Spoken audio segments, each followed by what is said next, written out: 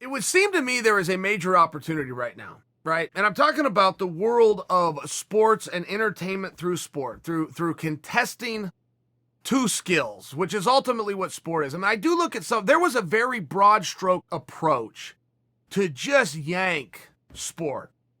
The NCAA followed suit. Basketball moved in quickly. They had reasons, though. I mean, they had some positive tests. They had some real concerns.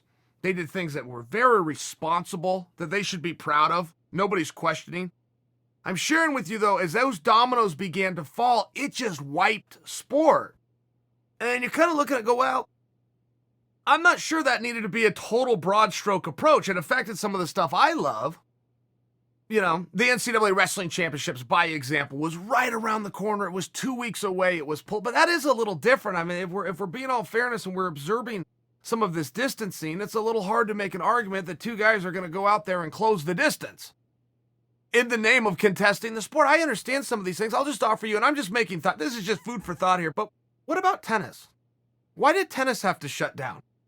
You've got a referee that's suspended and way up in part of the triangle, a number of yards away, and what do we thought? 40 yards, 30 is one player, and then there's the other player. It would just seem like tennis could happen. I think you could make the same argument to some extent for golf, particularly because it's outside. And don't forget, the information that we're being given is completely different if you're outdoors and if you're in a confined area. It would seem to me that baseball would perhaps be the easiest for leadership to get forward and say, hey, we're going to do this. The only two people that are close, aside from when you get on a base, is going to be the catcher and the guy that's batting. There's even a way to do baseball, in my opinion, whether you like this rule or not. Don't just throw my whole concept out. You could do away with the catcher for a limited period of time. There's ways to throw that down, let the umpire judge it, find a way to get a ball back to the pitcher. I mean, there's ways that you could do it.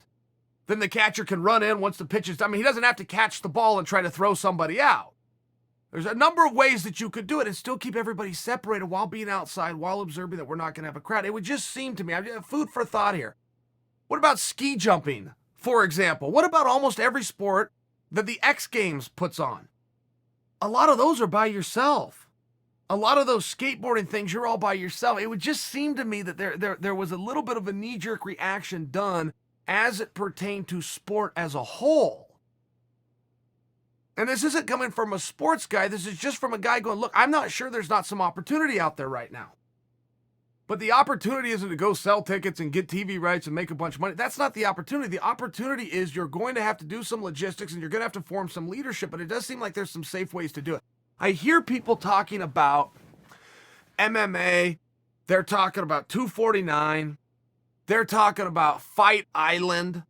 And they're saying, man, this is all driven by the almighty dollar, which is, this is a business.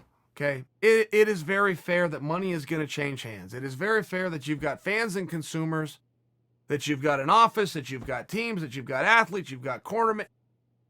That's fair. It's a fair claim. I will touch on this for you, though, because it's something that I'm not sure you've considered. When you're talking about pay-per-views, which specifically is what 249 is, you're taking a gamble of gambles here, at least for me.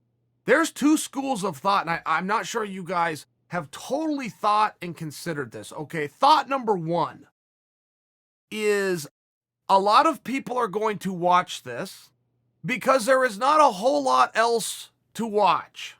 That's thought number one. The problem is with the fan base of the UFC, and this is a message that was put out by Lorenzo Fertitta himself when things were tough. When times were tough, the UFC was doing well, and Lorenzo was asked, why do you think that is? And Lorenzo goes, well, it doesn't take a whole lot of money to watch our show, because what most of our fans do is they team up. They get a group of buddies together, everybody pitches in $5, not only get the pay-per-view, they got a little bit left over, they order some pizzas, they make a night of it. They go spend 3-4 hours, everybody pitches in $5, $6, $7, $8. It's a pretty cheap night out to do the UFC. Okay. That was true, but now let's use Lorenzo's own logic.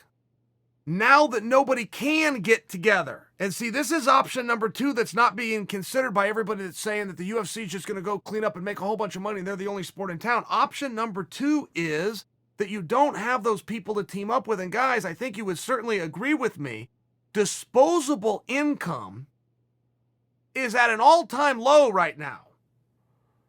So to get on with sport as a way of getting back to normalcy, as a way of having leadership, as a way of having a trickle-down effect that's going to affect the entire country, not just the landscape of sport, it's going to affect the entire country. There's going to be ideas, there's going to be things that come out, there's going to be things that you observe, see, and see that you can then go apply to your own industry.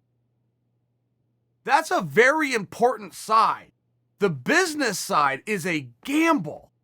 In my opinion, and I was influenced by what Lorenzo himself said, who didn't speak very many times, but when he spoke, it was straight up. Here's the way it is. When Lorenzo says that a lot of the buyers and the fan base are buddies teaming up and pitching in the pot, I can relate to that. Can you guys relate to that? Get some, right? So, can't do that now. So before you get so sure that this is a big business move, better understand it's a big business risk.